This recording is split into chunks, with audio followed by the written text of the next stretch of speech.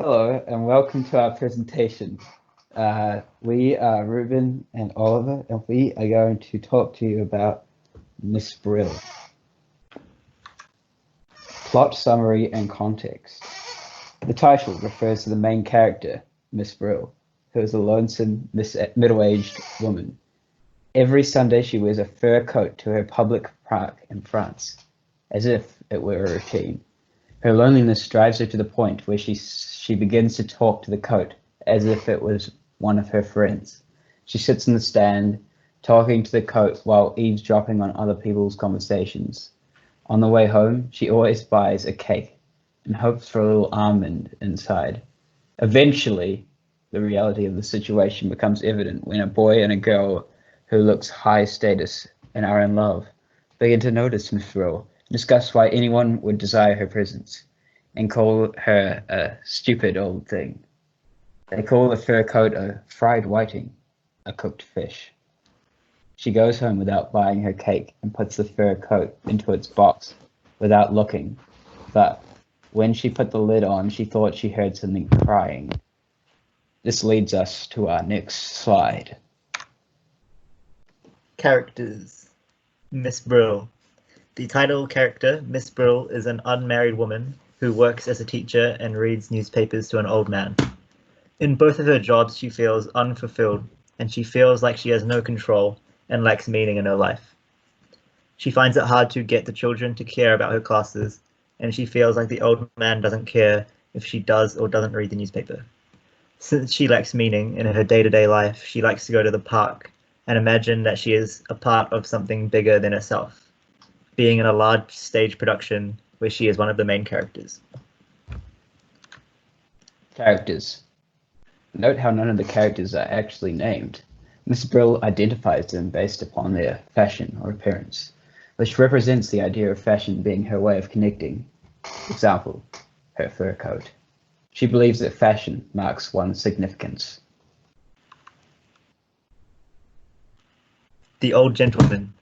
The old gentleman does not acknowledge the presence of Miss Brill, which adds to the theme of alienation throughout the text. Miss Brill reads to this character 4 times a week, but he hardly acknowledges her presence.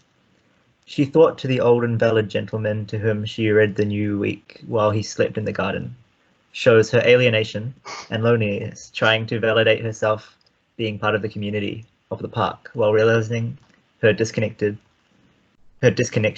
by describing him as invalid. Characters, boy and girl, antagonists.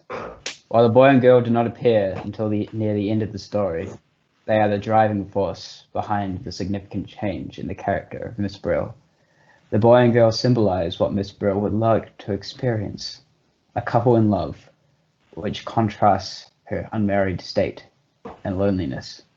When they criticize her reason for being at the park and her fur coat, it changes her entire awareness of reality. So the setting. Miss Brill is set in a French public park after World War I. There is a band playing and the park is busier than usual on Sunday, as the season, presumably summer, has begun. The day is a beautiful Sunday afternoon, and it is described as brilliantly fine, the blue powdered with gold, and the great spots of light like white wine splashing over the Jardin Public. Miss Brill sits on the park benches and observes the happenings in the park from a distance. Behind the rotunda, the slender trees with yellow leaves down drooping, and through them just a line of sea, and beyond the blue sky with gold-veined clouds. After the war in France was a time of economic growth, which is evident by the band playing, and there is happy youth. However, it is also clear that the older generation has taken its toll from the war. They are described by Miss Brill as odd, silent, and nearly all old. Motif and symbol, the fur coat. Miss Brill's coat is a symbol in the short story. In the beginning, it is described as a dear little thing. It was nice to feel it again. She had taken it out of its box that afternoon, shaken out the moth powder, given it a good brush, and rubbed the life back into the dim little eyes. It is evident that her fur coat is one of prized Sorry, one of the prized possessions. I don't know what. It is evident that her fur coat is one of her I haven't prized even possessions. full screened it. Oh. Evident that her fur coat is one of her prized possessions, and that she sees it with a life of her own. This strange behavior can be seen as reflecting her nostalgia.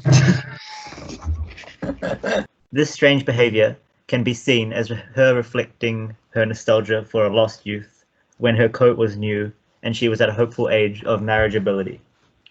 Other types of clothing are symbols in the story, such as ermine toque, the conductor's coat, or the boy and girl's beautiful clothes.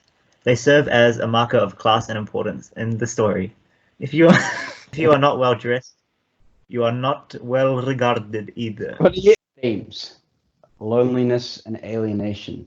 This theme was prominent throughout the story. We never learn what Miss Brill's first name is, due to a lack of communication with other characters. Delusion and reality. Miss Brill describes herself as an actress as part of the stage, which shows her more cynical and irrational side. Miss Brill comes to terms with the darkest side of reality, when the boy and girl criticize her. Connectedness. Miss Brill finds her connectedness by observing fashion and describing herself as being an actress. Miss Brill is quite isolated, but finds comfort in looking at things deeper than they should be, in order to feel like she belongs. Story structure. In exposition, the scene is set. We learn about the park routine. Rising action. The rising action begins as we learn about her disconnections from reality. Climax.